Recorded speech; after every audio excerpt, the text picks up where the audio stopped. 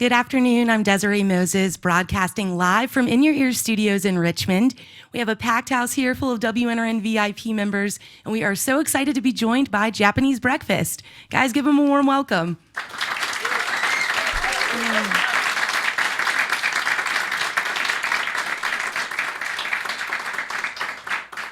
WNRN is presenting Japanese Breakfast tonight at the National in Richmond for the National's first show back. Japanese Breakfast is the musical project of Michelle Zauner. The new album is Jubilee. She also just released a new memoir topping the New York Times bestseller list. We're going to talk about all that and get into all the fun stuff. But first, let's kick off with a song. What would you guys like to start out with? We're going to be playing Be Sweet.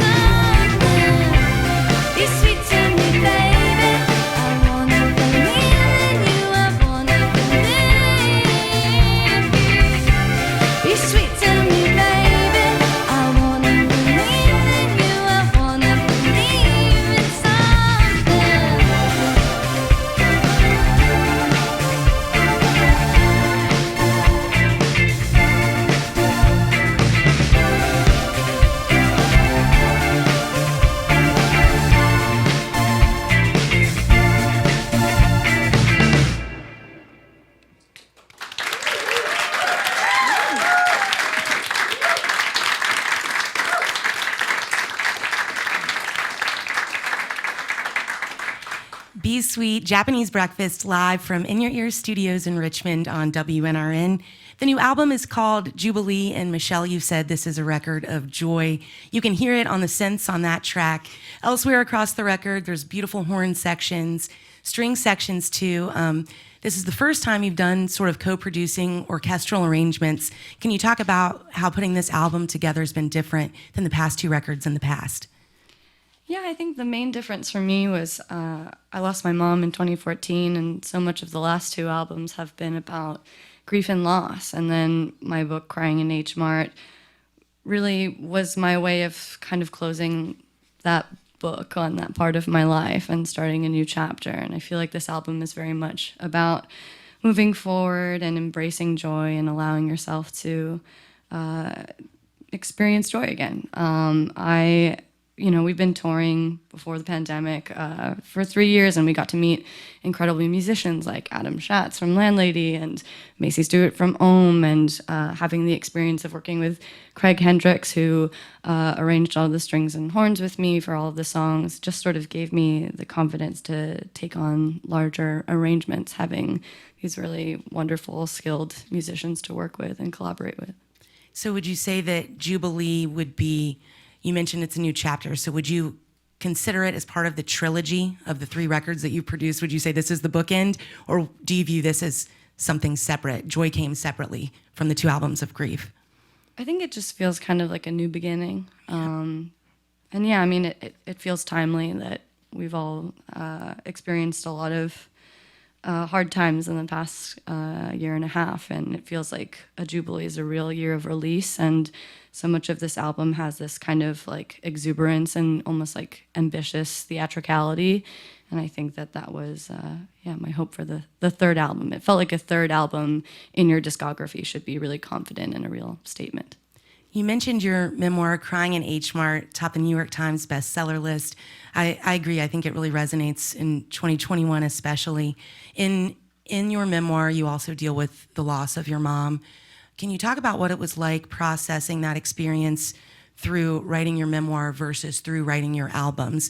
Would you say that one method of creativity was more healing than the other, or did they each bring you to different conclusions in your journey?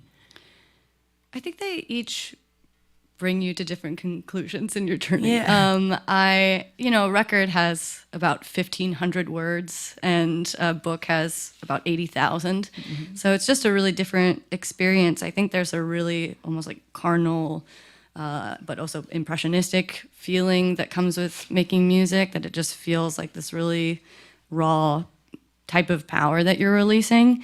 And I think with a book, it's more analytical. You can really open up a scene and examine what happened and what the different players were thinking and coming into with different backstories, and I learned a lot from that experience in a really new way. Japanese Breakfast live on WNRN. They're playing the National in Richmond tonight for a WNRN Presents show. Doors at 6:30, show at 7:30. The return and reopening of the National tonight. Michelle, we'd love to hear another track. What would you like to play for us? Great. We're going to do Slide Tackle.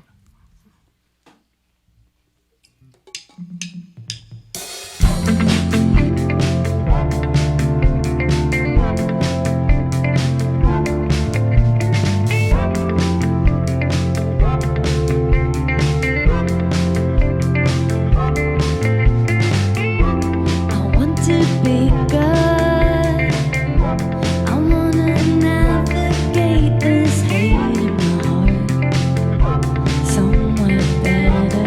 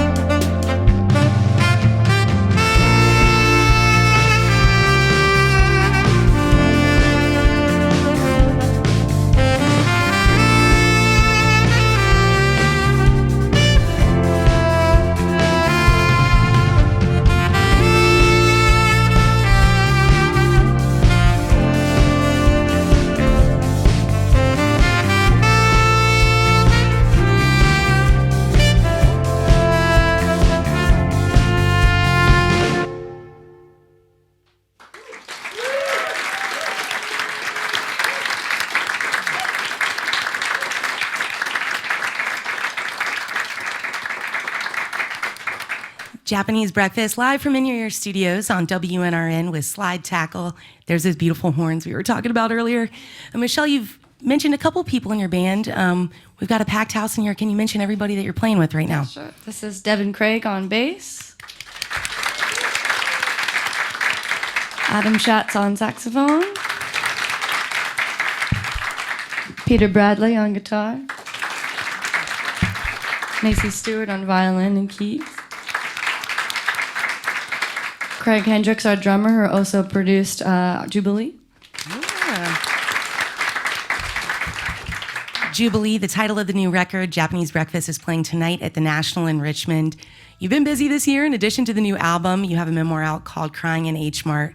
It revolves around your relationship with your mom and celebrating your Korean heritage, mostly focused on cultural elements and aspects of food. And I'm curious, what are some of the musical memories you have tied to food and cooking growing up? What was some of the music that maybe you guys listened to in the kitchen or that you were sort of raised on?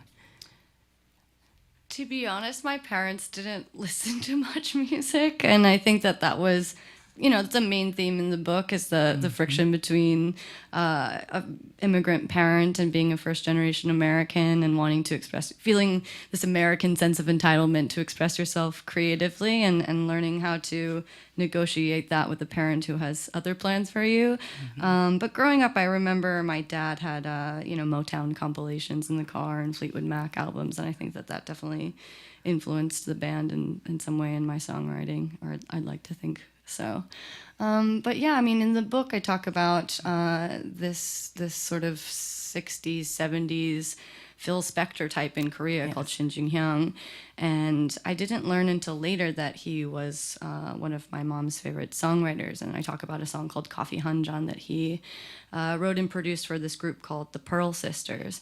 And so I really associate that artist with her. And also separately, I had my own experience with that when we played in Seoul, Korea for the first time with the band, and our sort of liaison and promoter introduced us to this artist named Kim Jung-mi, which is actually like my mom's name was Chung-mi.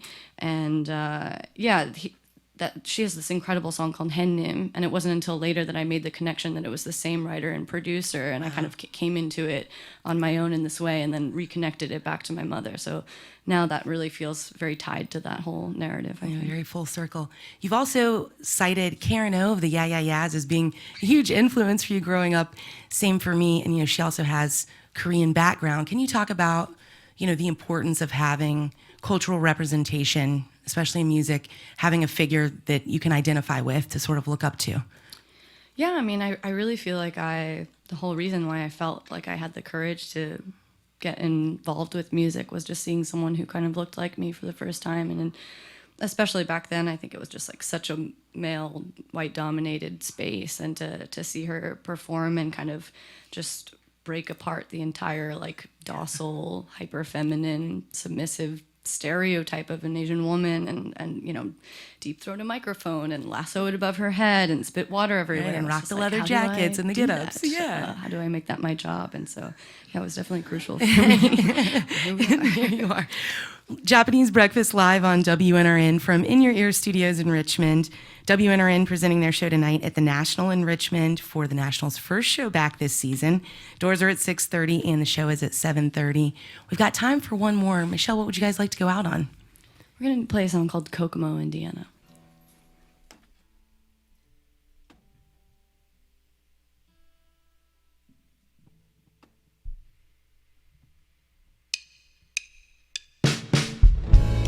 If I could throw my arms around you for just another day, maybe it'd feel like the first time. Now they've gone away. I'll just spend my life not knowing how it feels.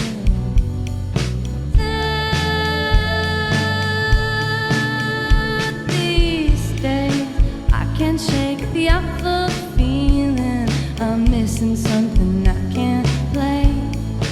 Is that you manifesting like the fear of an oven left on? God, I felt so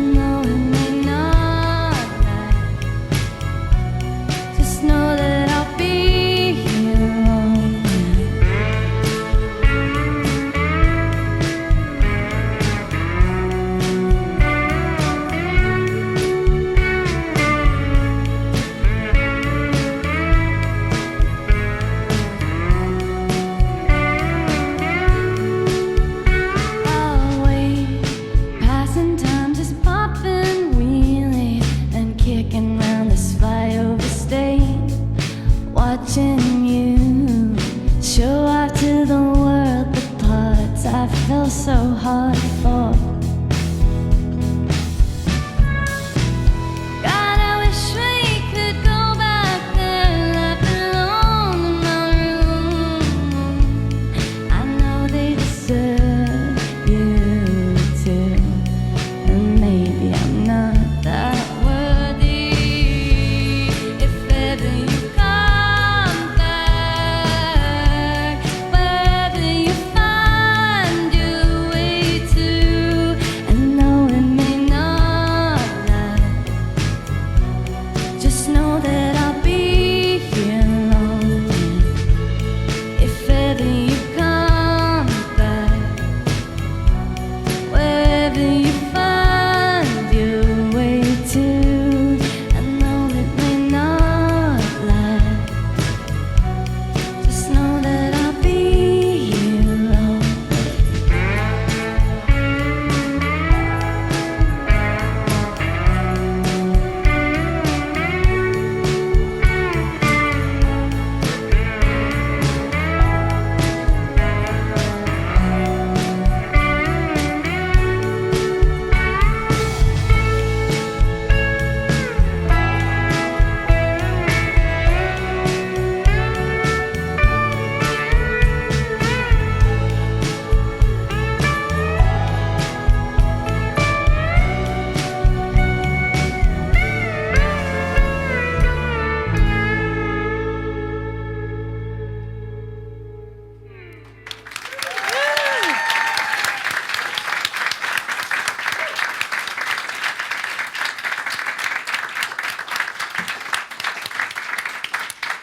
Japanese Breakfast with Kokomo, Indiana, live on WNRN from In Your Ear Studios in Richmond. They are opening up the National tonight for the first show of the season. Doors at 6:30, show at 7:30. We're looking forward to it. I want to give a huge thanks to Carlos, Andrea, Paul, and Billy from In Your Ear, along with Matthew, Eric, Marcos, Fiona, Sabrina, Lauren, and Patrick from WNRN. And also thanks to Tad and Lindsay back in our home studio in Charlottesville. And thanks to Japanese Breakfast. Thank you so much.